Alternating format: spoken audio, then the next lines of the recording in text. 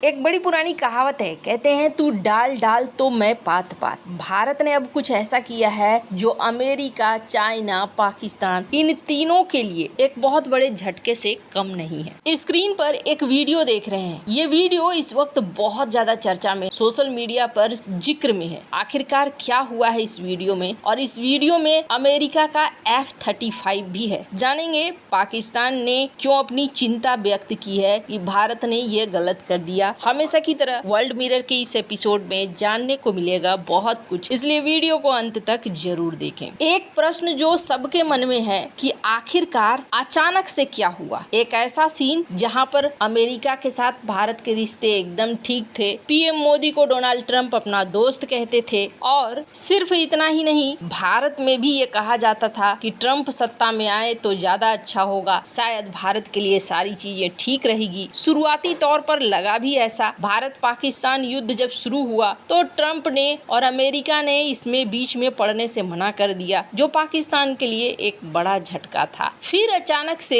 इस युद्ध के बाद, इस ऑपरेशन सिंदूर के बाद चीजें अचानक से खराब क्यों होनी शुरू हो गई। सीज फायर को लेकर क्रेडिट लेना, इसके अलावे भारत और अमेरिका के बीच में व्यापार युद्ध होना, भारत के ऊपर टैरिफ लगा देना, टैरिफ के ऊपर फिर प्रतिबंध लगा देना। तो आखिरकार भारत और अमेरिका के बीच में ऐसा क्यों हुआ, और ये चीजें ना बड़ी रफ्तार में हुई। उसके पीछे का कुछ कारण ये भी है कि भारत अपने पैरों पर खड़ा होता हुआ दिख गया, और ये भी दिख गया कि भारत की ताकत सिर्फ इकोनॉमी में ही नहीं बढ़ रही है, बल्कि डिफेंस में भी बढ़ रहा है। भारत ने बड़े तगड़े अंदाज में रणनीति बनाई, और ऐसी रणनीति बनाई कि अभी तक पाकिस्तान के एयरबेस ठीक नहीं हुए हैं, रिपेयर नहीं हुए हैं, कई एयरबेस अभी तक बंद है। इसने एक चीज का एहसास दिला दिया कि भारत को सिर्फ एक इकोनॉमिक पावर मत समझो, बल्कि डिफेंस में भी इसने बहुत सारी चीजों को बदलना शुरू कर दिया है। जिस F-35 को भारत को प्रस्ताव किया गया, भारत ने उस F-35 को नकार दिया और जाकर डील किससे कर ली, नेवी के लिए डील कर ली फ्रांस से, और ये अमेरिका के ईगो में पहला झटका था। और जहां तक बात F-35 की है, तो F-35 फाइटर जेट आज के समय में एक ऐसा फाइटर जेट बन चुका है जिस फाइटर जेट को अमेरिका के दोस्त देश भी लेने से कतरा रहे हैं। खुद एलन मस्क ने भी F-35 को लेकर कुछ अच्छे बयान नहीं दिए हैं, जिसकी वजह से बहुत सारे लोग ये मान रहे हैं कि F-35 एक कबाड़ से ज्यादा कुछ नहीं है, क्योंकि इसके मेंटेनेंस में जितना खर्चा होता है वो अमेरिका के लिए भी भारी पड़ रहा है। कहा जाता है कि डोनाल्ड ट्रंप के रूठने का एक बड़ा कारण ये भी है कि F-35 वो भारत को बेचना चाहते थे, लेकिन भारत ने F-35 नहीं खरीदा और भारत राफेल की तरफ गया। अब एक वीडियो है, जो वीडियो सोशल मीडिया पर बहुत ज्यादा वायरल हो रहा है, और ऐसा है जैसे कि फ्रांस के हाथ में ना एक बहुत बड़ा खजाना लग गया, जिस वजह से फ्रांस की कंपनी ने वीडियो को और भी ज्यादा शेयर करना शुरू कर दिया। स्क्रीन पर इस वीडियो को देखिए। दरअसल ये वीडियो कब का है, तो फिनलैंड जो हाल ही में नाटो का सदस्य बना है, वहाँ पर एक युद्धाभ्यास चल रहा था, और ये युद्धाभ्यास एक दो देशों के बीच में नहीं, बल्कि बहुत सारे देशों के सेना के बीच में चल रहा था, वायुसेना के बीच में चल रहा था। फ्रांस का राफेल फाइटर जेट भी था, और इसने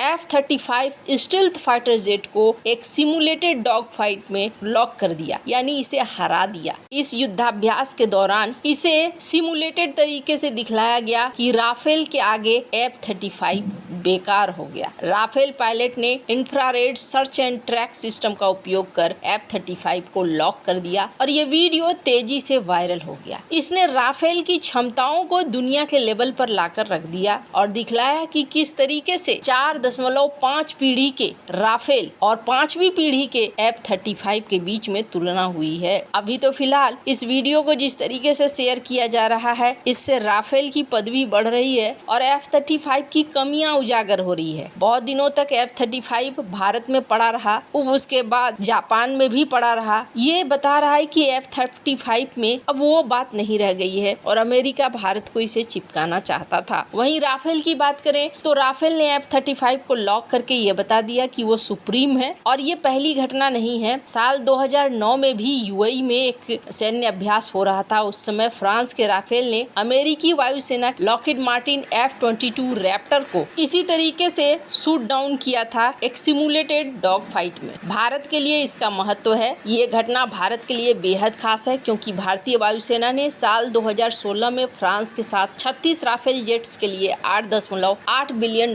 का सौदा किया था और हाल ही में 26 राफेल मरीन जेट्स के लिए $7.4 बिलियन का सौदा किया। लेकिन अब मामला सिर्फ यहीं तक नहीं रह गया है। भारत ने F-35 को ना कहा, राफेल को हाँ कहा और अब सबसे बड़ी टर्निंग पॉइंट है कि भारत अपने पैरों पर खड़ा होना चाहता है और भारत खुद का इंजन बनाना चाहता है। अब बहुत सारे लोग सोच रहे हैं ये तो एक दूर की कौड़ी है, अभी तुरंत भारत नहीं कर पाएगा। तो अभी जो भारत है ना, उसके सोचने का तरीका एकदम अलग है। वरना जितनी दूर तक भारत पिछले दशक में आया है ना, इस तक पहुंचने में बहुत ज्यादा वक्त लग जाता है। फिलहाल के लिए भारत ने एक बड़ा ऐलान कर दिया है। भारत के डिफेंस मिनिस्टर राजनाथ सिंह ने बड़ा ऐलान करते हुए कहा है कि अब भारत फ्रांस के साथ मिलकर, फ्रांस की जो कंपनी है सैफरन, उनके साथ मिलकर स्वदेशी इंजन बनाएगी। वैसे आपको बता दूं, सैफरन राफेल लड़ाकू विमानों के लिए इंजन बनाती है M88 जो इस्तेमाल होता है। अब यहाँ पर कहा जा रहा है कि फ्रांस न सिर्फ भारत को पूरी टेक्नोलॉजी देगा बल्कि आत्मनिर्भर भारत और मेक इन इंडिया के तहत ये भारत में ही बनाए जाएंगे। वैसे तेजस के लिए पहले कावेरी इंजन बनाने की कोशिश की गई, लेकिन कावेरी इंजन में बहुत ज्यादा वक्त लगा, जिसकी वजह से अमेरिका से